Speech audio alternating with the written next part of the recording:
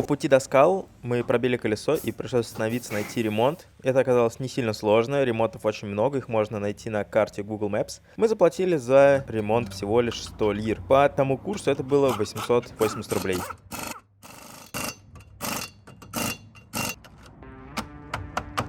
Ну, а теперь возвращаемся к лазанию. Давно не было войсовера. Эта проблема была связана с тем, что не было достаточно тихого места, где бы я мог включить микрофон и за кадровым голосом что-то полезное вам рассказать. Сегодня я лазаю в скалолазном секторе Сакаркая, который относится к району Бафа, но при этом находится в 40 минутах езды от озера. Как вы могли заметить по предыдущим роликам, на один сектор я выделял только один день, не возвращался, поэтому тяжелые трассы я особо не лазал. Это стимулировало сохранять большую безопасность, не пробуя тяжелые трассы, которые не следует пробовать с одним крашпэдом. И благодаря этому у меня получилось полазать достаточно большое количество простых и средних трасс. Сейчас я лезу пятерку, очень классная трасса, которую пролезли мои ученики, она понравилась, выглядит очень красиво на фотографиях и имеет хорошую площадку для срыва.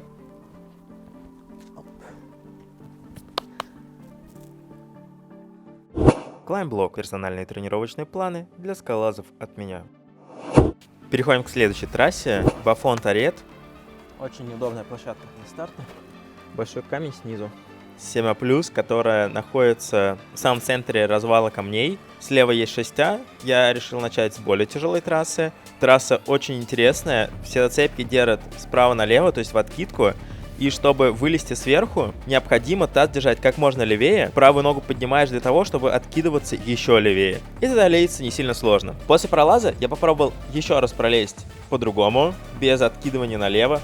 Вообще не получается. Трасса очень хорошо обучает правильно откидываться и грузить зацепки. Единственная проблема — это камень, который находится прямо под местом падения, поэтому лучше всего лазать с 3-4 крашпэдами, чтобы появилась ровная площадка. Я лазал со своим крашпэдом Crash XL, он толстый и достаточно безопасно на такой приземляться. Интересная шестерочка с первым сложным движением, здесь надо накатить. Еще очень крутая 6А, которую мы с учениками долгое время отрабатывали. Здесь необходимо сначала накатить, у многих с этим проблемы, не умеют накатывать. А вторая проблема в том, что когда ты накатил, необходимо развернуть колено, чтобы оно смотрело направо. То есть нужно попытаться разгрузить левую ногу и в этот момент развернуть колено. Оказалось трудным, и не все, к сожалению, смогли сделать это движение.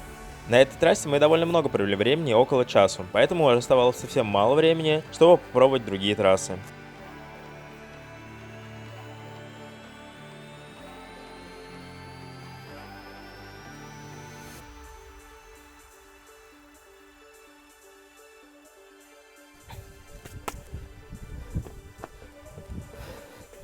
Вторая попытка, первая была неудачная, как-то страшно слезть с одним крашпэдом.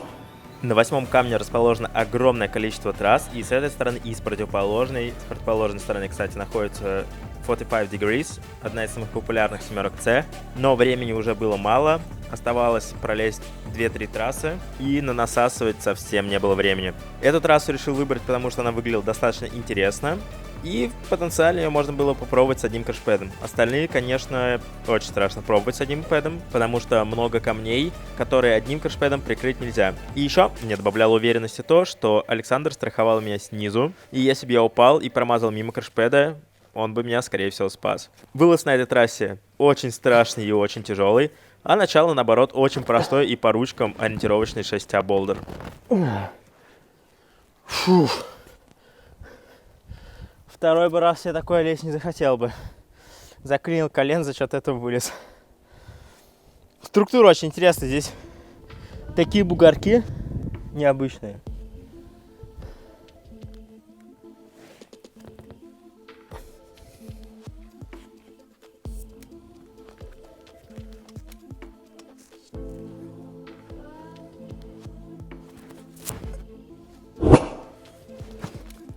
Сама по себе, как трасса, она мне не очень понравилась, но вот визуальная составляющая — очень красивый камень. Первую попытку я слил из-за того, что просто испугался делать движение, потому что справа камень и можно упасть почками на него, неохота их отбить. Немного собрался силами, почистил зацепки и получилось все залезть со второй попытки. Если кинуть один маленький тонкий крашпэд на камень сверху справа подо мной, то будет намного комфортнее лезть. Активник, который сейчас зажимаю правой рукой и левой, он очень плохой. Думаю, планочка 5-6 мм, еще немного покатая, и потом динамичное движение на хорошую зацепку, и вылаз уже простой. Категория 7B+, да, наверное, я согласен, и можно было бы даже ее флешануть. Очень сложно 7B.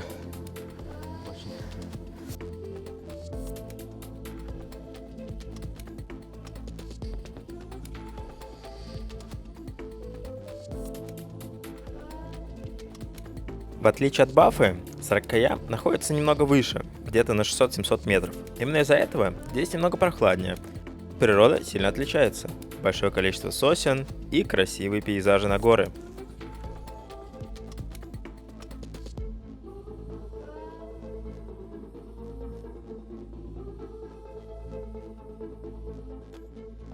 Вообще, перед тем, как полезть в эту трассу, я был уверен, что лезу 6B, но в дальнейшем оказалось, что это была 6CC+.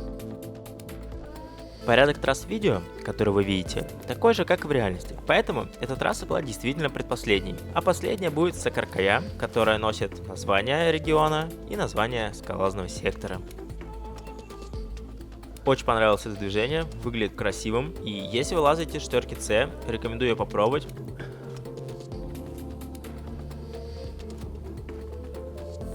А еще, обратите внимание, в правом верхнем углу вы можете заметить сосульку. В некоторых местах лежит лед, он образовывается ночью, потому что здесь очень-очень холодно. Но при этом лазать на солнце комфортно.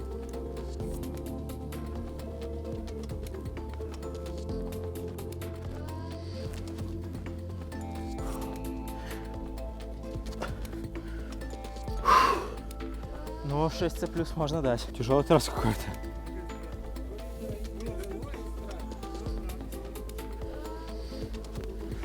Падать вроде на пэт.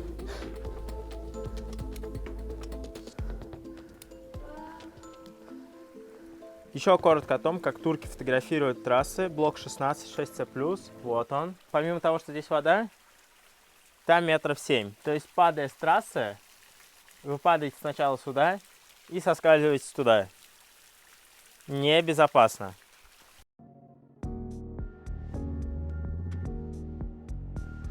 И вот она, последняя трасса, ради которой я сюда приехал, Сакаркая. Мне удалось ее залезть на флеш, и я не понял, почему она 7C+. Мне показалось, она крайне простой. Почти все движения делаются статично, кроме одного подвисания. И затем я посмотрел видео у Вадика Тимонова на канале, как они лазали, их расклад. И он мне показался намного сложнее, они делали далекое динамичное движение. Либо появилась новая зацепка, которой раньше не было, либо просто у ребят был очень сложный расклад. Но большинство категорий действительно не сильно тяжелые. При этом простые категории трудные, а сложные категории простые. Что довольно странно, наоборот, мне кажется, нужно делать для новичков более простые категории, чтобы они могли пробовать большее количество трасс, чтобы это было безопаснее, чтобы они не шли на 6А, у которой ключ 6А плюс 6Б на вылазе. Я за безопасность. В течение этих 2 недель я старался каждый лазательный день записывать видео, рассказывать про сектора, в которых мы лазаем. При этом старался снимать каждый раз из нового сектора, не повторяться, чтобы у вас было полное представление о секторах, которые есть на озере Бафа в Турции. Если это видео первое, которое вы увидите в конце ролика ссылку на плейлист. Вы можете посмотреть абсолютно все видео, которые я успел снять за 2 недели пребывания на озере Бафа. Ну это, конечно, не 7C. Думаю, этот вариант на 7B+, а 7C надо посмотреть в интернете сейчас расклад и попробовать еще разок. Если вам понравились мои видео, вы можете поддержать меня лайком, репостом, а также подписаться на мой Patreon канал. Спасибо большое за просмотр и до встречи!